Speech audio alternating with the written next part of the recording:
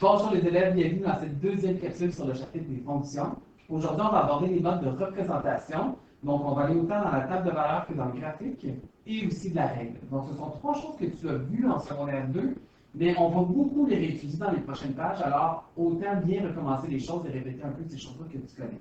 Alors, au début, c'est juste un peu de vocabulaire, des choses que tu connais déjà, mais après ça, on va les travailler un peu, puis on va les réaliser dans une vraie situation. Donc, les modes de représentation, mais bien évidemment, dans un problème, souvent, on va te dénoncer un problème dans nos mots. Donc, ça va être plus le contexte de la question. Souvent, c'est nous. Donc, c'est dans le cahier, c'est dans le manuel, c'est dans les notes de cours, c'est nous qui faisons la situation. Et toi, tu vas travailler avec tout ça. Puis, parfois, de temps en temps, ça va être à toi de trouver un contexte qui est approprié, un peu comme dans les inéquations aussi, ça arrive. Alors, en premier, la règle. Bien, la règle, tu as travaillé ça en secondaire 2, c'est une expression algébrique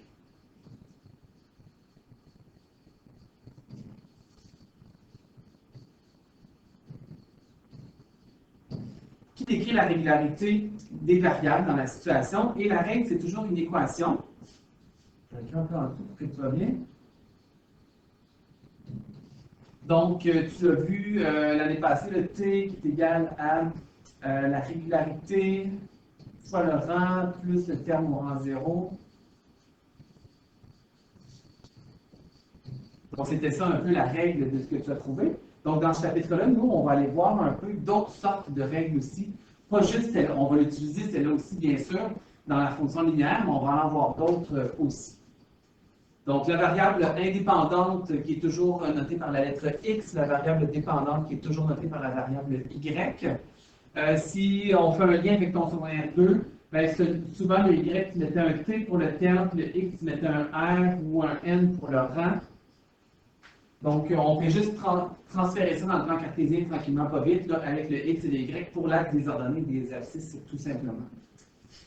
Dans la table de valeurs, maintenant, évidemment, identifier la variable dépendante et indépendante dans la situation. Donc, avec ta phrase « un dépend de l'autre », tu choisis laquelle est la variable indépendante. Tu construis la table de valeurs en commençant par la variable indépendante dans la première ligne ou première colonne. Je te dessine ça après. Donc, la première ligne.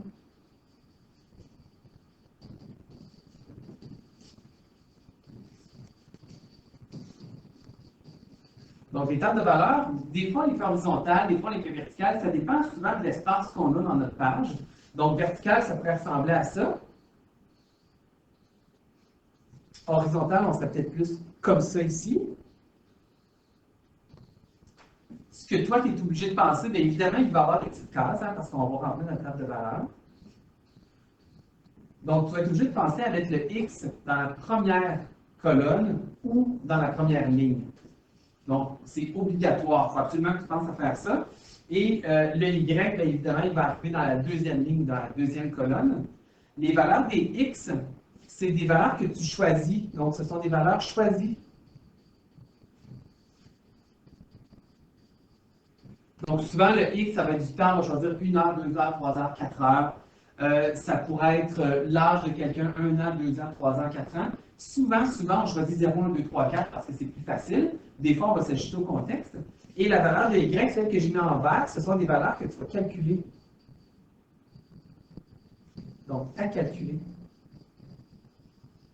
Donc, c'est la différence entre les deux. Donc, il y a toujours un ordre bien important à respecter. Donc, première ligne, première colonne, c'est la variable X toujours, qui correspond à la variable indépendante.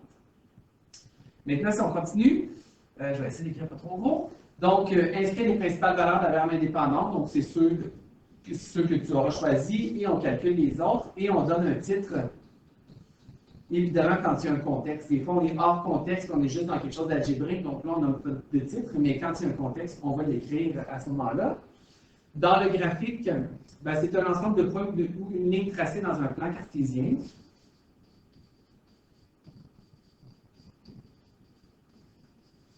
Et c'est notre travail en secondaire 3 de faire le lien entre les fonctions et le plan cartésien. Donc, c'est quelque chose qui va être nouveau pour toi. Dans un graphique, il y a beaucoup de choses à inclure, puis c'est quelque chose que tu as déjà vu aussi. Donc, tout ce qu'on te rajoute, par contre, c'est l'ordre des variables. Donc, identifier la variable indépendante que l'on associe avec l'axe des abscisses. On peut se l'écrire à côté, c'est l'axe des X. Souvent, ça, c'est ce que tu t'appelles le plus. Donc, ça, c'est l'axe horizontal. Et la variable dépendante qu'on associe à l'axe des ordonnées, c'est l'axe des Y. On va identifier les deux axes, donc leur donner un titre. Je vous donne un petit exemple à côté ici. Si c'est du temps, par exemple, ben, on va écrire que c'est le temps, puis on va écrire que c'est des secondes en côté. Donc, l'unité de mesure, toujours en parenthèse à côté. C'est bien important, ça peut être des années, des secondes, des mois, ça change évidemment la situation à ce moment-là. Il va falloir graduer les deux axes. Donc, graduer les deux axes, c'est peut-être lui là, que des fois c'est un peu plus difficile.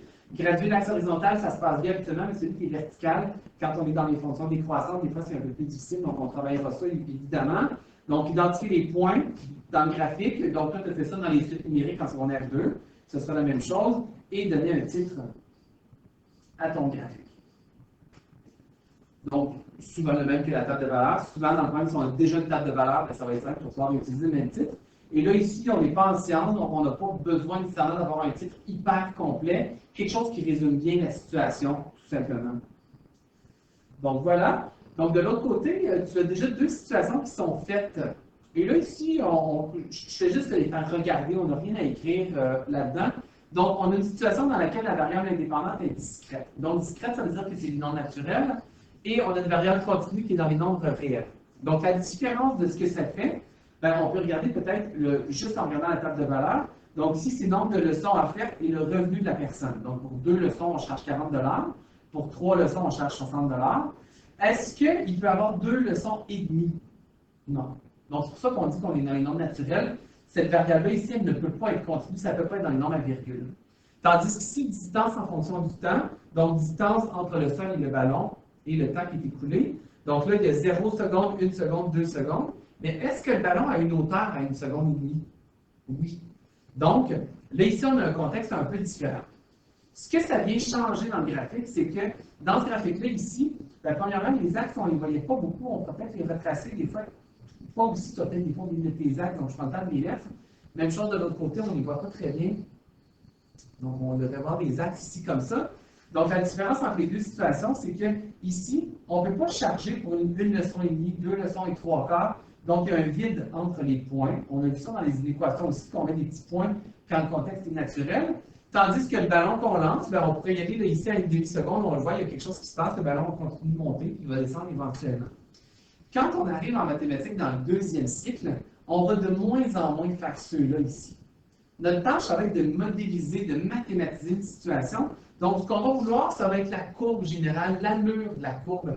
Donc, on va souvent être ici, mais parfois, on va aller là aussi. Je te donne le temps de te montrer les deux. Donc, on va se poser cette question-là, mais je te dis, souvent, on va être dans des courbes, dans des droites continues qu'on va tracer. Donc là, ça nous amène à aller faire une première situation. Donc, on va aller voir ça tout au complet, tout le processus qui va nous amener à faire une table de valeur, faire une graphique aussi. Alors, nous supposons qu'un arbre consomme 30 ml d'eau par mètre de hauteur en une journée. Nous considérons la relation entre la consommation d'eau, donc on a une première variable ici, la consommation d'eau journalière, et la hauteur de l'arbre, ce serait notre deuxième variable ici. On nous propose même des lettres pour y arriver. Donc, toi, avant de commencer à tracer quoi que ce soit, tu te poses la question, laquelle des deux phrases fonctionne le mieux? Est-ce que la consommation d'eau dépend de la hauteur de l'arbre? Ou si c'est le contraire qui a le plus de sens, la hauteur d'un arbre dépend de la consommation d'eau? Souvent, les deux phrases ont un certain sens, il faut que tu trouves celle qui en a le plus. Donc là, ici, la consommation d'eau dépend de la hauteur de l'arbre. Ce que ça veut dire, c'est que plus l'arbre est grand, plus il a besoin d'eau. Donc, au courant de sa vie, c'est quelque chose qui est très logique. La deuxième, la hauteur de l'arbre dépend de la consommation d'eau. C'est pas faux dans le sens que si un arbre n'a pas accès à de l'eau, parce qu'il est sur le bord d'un désert, par exemple, c'est vrai que ça va influencer sa hauteur aussi éventuellement. Donc, ce sera le même problème en science. Il y a toujours deux sens à une situation. Les deux peuvent avoir du sens. Des fois, les deux vont tous sembler avoir du sens. On prend celle qui en a le plus. Donc là, ici, c'est ça la première qu'on va regarder. La consommation d'eau dépend de la hauteur d'un arbre.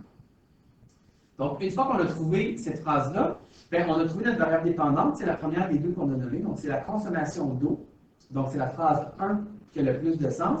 Donc, la variable dépendante, c'est la première. Donc, c'est la consommation d'eau.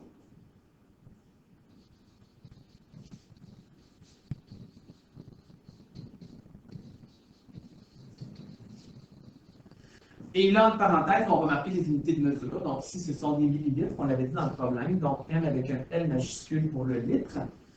Et la variable indépendante, ben, c'est l'autre, c'est la hauteur d'un arbre.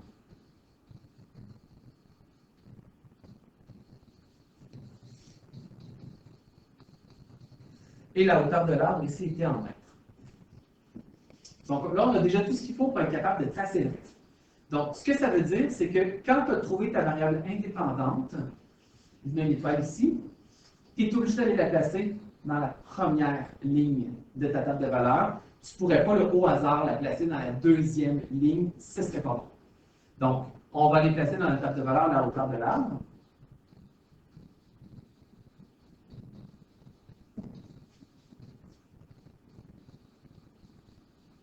Entre parenthèses, je marque que c'est en mètres. Et puisque c'est une variable indépendante, c'est nous qui décidons des valeurs qu'on va accorder. Alors là, un arbre en mètres, là on se pose la question, un arbre, ça peut mesurer jusqu'à combien de mètres?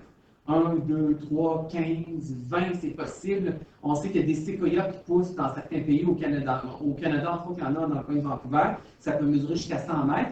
Donc là, on aurait le choix. On pourrait, bien sûr, y aller avec du 0, 1, 2, 3, 4, parce que, tu sais, les petits arbres qui poussent près de chez nous, peut-être que c'est logique de vouloir mettre ça. Mais on pourrait aussi y aller 0, 10, 20, 30, 40 sans problème. Alors là, ce serait toi qui irais choisir. Puisque c'est notre premier exemple, partons avec du facile. Donc, je prends toujours le temps de donner la case 0 parce que c'est la valeur initiale de notre fonction, puis on va en parler beaucoup. Ça va nous aider aussi à tracer la situation. Donc, j'allais mettre 1 mètre, 2 mètres, 3 mètres et 4 mètres parce que c'est logique avec le problème. Et je vais aller placer ma deuxième variable, donc c'est la consommation d'eau.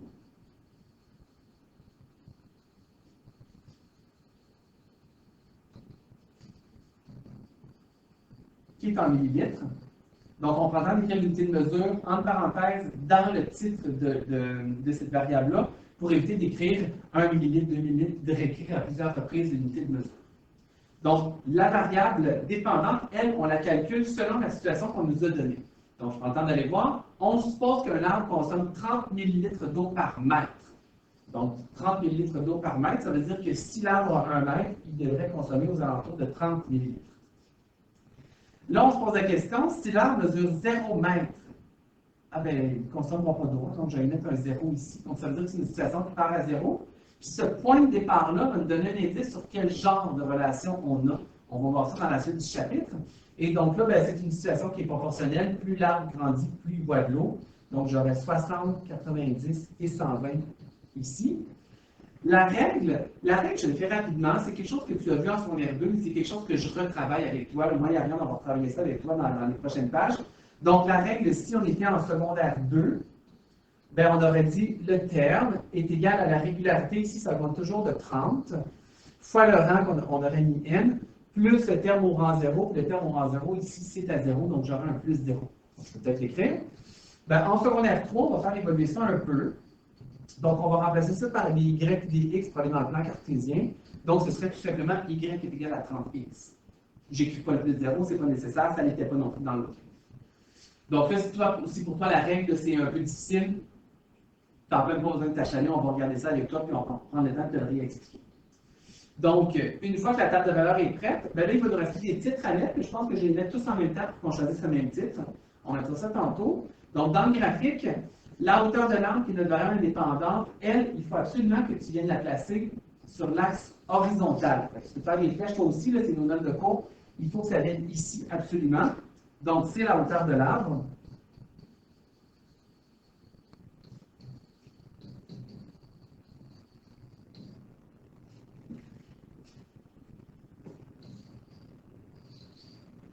Donc, la hauteur de l'arbre, c'est en mètres.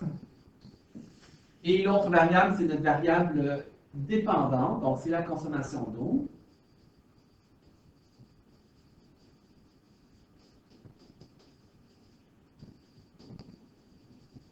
Et l'unité de mesure, ce sont des millilitres.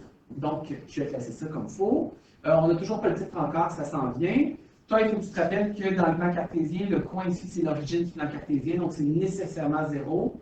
On va essayer autant que possible pour éviter des erreurs de ne jamais couper les axes dans nos situations. Il y a à quelques reprises où on va te proposer de le faire. Donc, la hauteur de l'arbre, j'y ai donné quelque chose de facile. J'ai mis 0, 1, 2, 3, 4.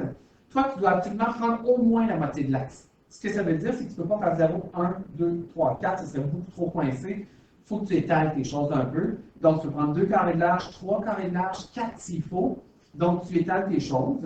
Si tu étales pas, tu fais 1, 2, 3, 4, 5, 6, tu vas te rendre jusqu'à 10, ça va t'obliger à les calculer le restant de la table de valeur. Tu n'as pas nécessairement le goût. Donc, je prends 3 cases. 1, 2, 3, 4. J'ai même le 5 qui rentre ici. Et en hauteur, donc sur l'axe des Y, donc sur l'axe des ordonnées, là, on va aller faire une graduation qui a rapport à la situation. Donc là, on est chanceux ici, c'est une fonction qui est proportionnelle, qui part de 0 et qui est régulière. Donc là, on peut directement utiliser ces nombres-là, mais ce ne sera pas toujours le cas. Ce ne sera pas toujours facile comme ça. Donc, je peux faire 0, 30, 60, 90 directement. C'est régulier et ça part de 0.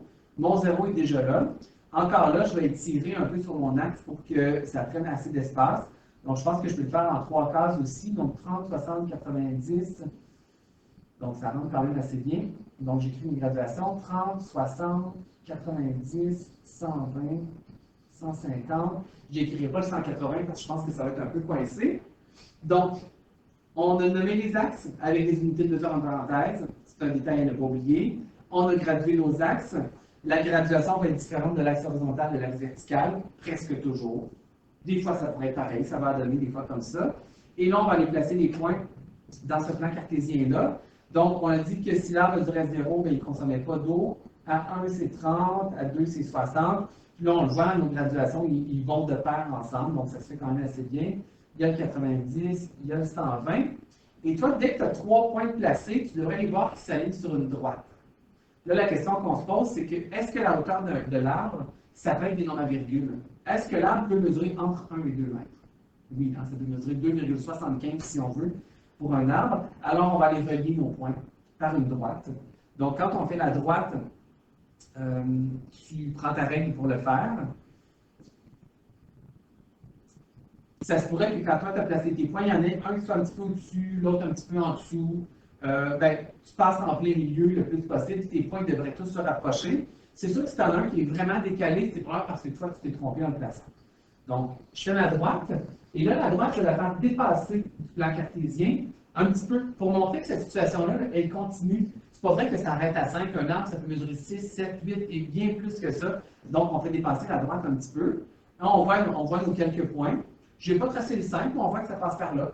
Donc, moi, mes points, c'était plus pour m'aligner sur la droite. Donc, ce qui nous reste maintenant, c'est de tracer un titre. Donc, le titre. Ben là, on n'a pas besoin d'être très, très original. Donc, on va voir la situation. Ça parle de la consommation d'eau d'un arbre. Donc, je vais juste placer consommation d'eau d'un arbre. Donc, la consommation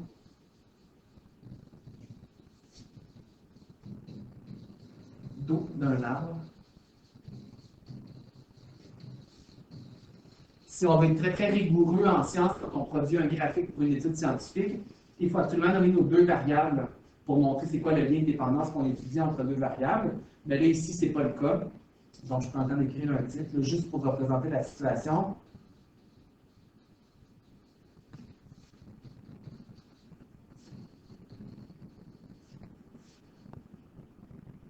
Donc, la consommation d'eau d'un arbre.